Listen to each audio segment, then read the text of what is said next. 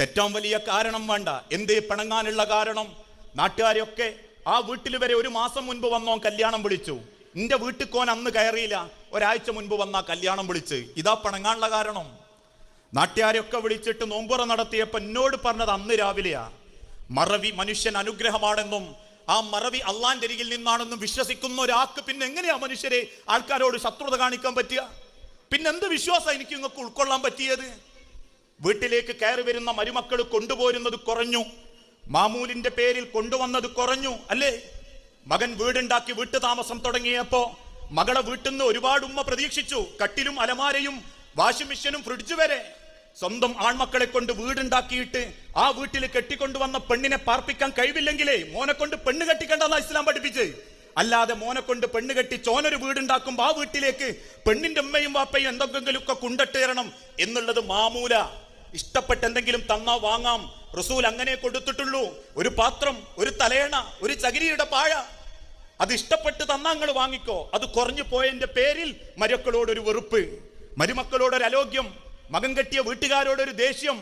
ഈ പകയും വെറുപ്പും മനസ്സിൽ കൊണ്ട് നടക്കുന്ന നമ്മളെ പിന്നാരെ കാണിക്കാനാ മനുഷ്യരെ നിസ്കാരവും നോമ്പും സലഫി പർദയും ഖുർആൻ ക്ലാസും ഒക്കെ? പിന്നെന്തിനാ നമുക്ക് അള്ളാന്റെ മുൻപിൽ ഈ വേഷം കെട്ടല്? ഉള്ളറിയുന്ന നാഥന്റെ മുൻപിൽ ഉള്ളു തുറന്നു കാണിക്കാൻ പറ്റുമ്പോൾ അള്ളാന്റെ ഏറ്റവും പ്രിയപ്പെട്ട ദാസന്മാരാവുന്നത്. ആ മാറ്റ എനിക്ക് നിങ്ങൾക്ക് ഉണ്ടാവേണ്ടി. അതുകൊണ്ടാ ലോകത്തിന്റെ റബ്ബ് വിശുദ്ധ ഖുർആനിലൂടെ പഠിപ്പിച്ചതും ഇത്തഖിൽ മഹാരിം, നിങ്ങളൊരു കാര്യം ഹറാമാണെന്ന് ബോധ്യപ്പെട്ട് കഴിഞ്ഞാൽ ഫതകുൻ, ആ ഹറാമായ കാര്യത്തിൽ നിന്നും അകലണം, ഞാനിനി ആ ഹറാമുമായിട്ട് ഒരിടപാടിനുമില്ല എന്ന് തീരുമാനിക്കുമ്പോൾ ഫതകുൻ അഅ്ബുദുന്നാസ്, അള്ളാന്റെ കണ്ണിൽ നിങ്ങൾ പ്രിയപ്പെട്ടവരായി തുടങ്ങും. അതുകൊണ്ട് ഏത് നിമിഷവും വന്നെത്തുന്ന മരണത്തിന്റെ മുൻപ് ഒന്നും മനസ്സ് മാറാൻ നമ്മൾ, കാരണം അള്ള നോക്കുന്നത് മനസ്സിലേക്കാ, ഈ രൂപത്തിലേക്കും ഭാവത്തിലേക്കും കോലത്തിലേക്കും അല്ല. നിങ്ങളെ മുൻപിൽ എനിക്ക് ഭയങ്കര വിലയാ, ഞാൻ പ്രസംഗിക്കുന്നതുകൊണ്ട്. ഇവിടെ പലർക്കും കോടികളുടെ വില ഉണ്ട്. പക്ഷെ അള്ളാന്റെ റസൂൽ എന്തേ പറഞ്ഞ്? ഒരാണിന്റെ വില വീട്ടിലെ കെട്ടിയ പെണ്ണിന്റെ മനസ്സിലാ. എന്റെ ഓൾ എന്നെ നോക്കിയിട്ട് പറയാ, പ്രസംഗം കേട്ടിട്ട് ഓൻ പ്രസംഗിക്കാനേ പറ്റും എന്ന് പറഞ്ഞാൽ എന്റെ പ്രസംഗം കൊണ്ട് 1000 ആള് നന്നായാലും എന്റെ പെണ്ണിന്റെ മനസ്സുകൊണ്ട് നരകത്ത് പോകേണ്ടവനാ ഞാൻ.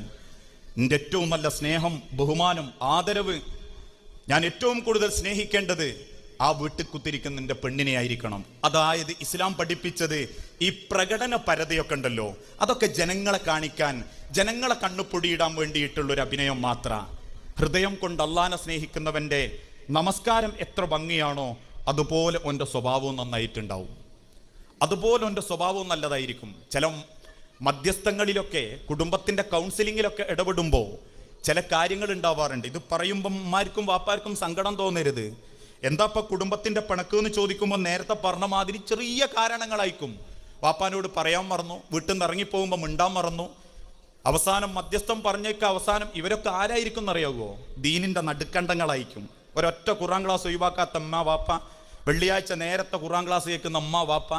പക്ഷെ കുടുംബത്തിലൊരു ക്ഷമയും വിട്ടുവീഴ്ചയും തിരിച്ചറിവും അതോടൊപ്പം തന്നെ മക്കളെ വിഭാഗത്തിലുണ്ട്. നാട്ടിൽ ഭയങ്കര ദീനി സ്നേഹിയായിരിക്കും, ദീനിന്റെ എല്ലാ രംഗത്തും ഓനോളും ഉണ്ടാകും, നാട്ടിൽ എന്ത് പരിപാടിക്കും ഓനോളും ആയിരിക്കും ഉണ്ടാകുക.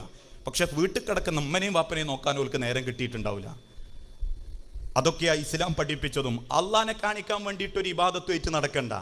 നിങ്ങളെ മനസ്സറിയുന്ന അള്ളാഹ്ക്ക് മുൻപിൽ മനസ്സ് തുറന്നു കൊടുക്കാൻ പറ്റണം. എന്റെ കരളിങ്ങി കണ്ടോ റബ്ബേ, ആ കരൾ നോക്കിയിട്ട് ഇങ്ങി എനിക്ക് വിധിച്ചാൽ മതി എന്ന് പ്രാർത്ഥിക്കാൻ പറ്റുന്ന മനസ്സിന്റെ ഉടമകളാവണം. ഇതാണ് അള്ളാഹ് ഇഷ്ടപ്പെടാനുള്ള ഏറ്റവും നല്ല ദാസന്മാരുടെ ഒന്നാമത്തെ ലക്ഷണം. വീണ്ടും വിശുദ്ധ ഖുർആനിലൂടെ അല്ലാഹു തആല ഓർമ്മപ്പെടുത്തി, വഇബാദുർ റഹ്മാനില്ലദീന യംശൂന അലൽ അർളി ഹൗന. അള്ളാഹുവിന്റെ പ്രിയപ്പെട്ട അടിമകളുടെ മറ്റൊരു ലക്ഷണം എന്താണെന്നറിയോ? വിനയമുള്ളവരായിരിക്കും.